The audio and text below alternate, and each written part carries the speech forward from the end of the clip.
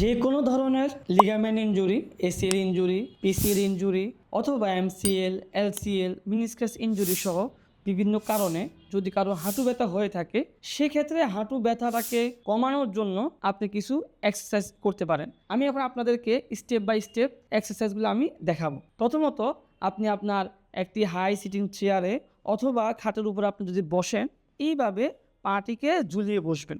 ঝুলিয়ে বসে একটি পাকে এইভাবে তুলবেন এবং পায়ের পাতাটাকে আপনার দিকে টেনে ধরবেন। এইভাবে রাখবেন, 10 সেকেন্ড হোল্ড করবেন। দেন এই পাটি নামাবেন, দেন পরের পাটি উঠাবেন, আবার এইভাবে 10 সেকেন্ড হোল্ড করবেন। এইভাবে ডান পা 10 বার এবং বাম পা 10 বার একবেলা করবেন। এইভাবে 3 বেলা। সেকেন্ড এক্সারসাইজটা হচ্ছে শুইবেন আপনি। ঠিক এইভাবে আপনি শুইবেন।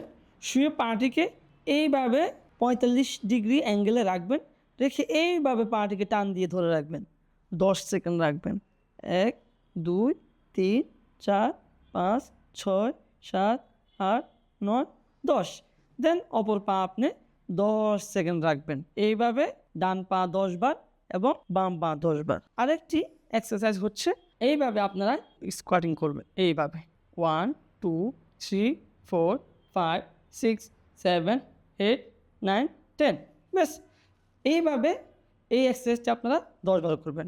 টোটাল এই 3টে এক্সারসাইজ যদি আপনি রেগুলার করেন, তাহলে আপনার হাঁটুতে যে ব্যথাটি রয়েছে সেই ব্যথাটা অনেকটাই কমে আসবে।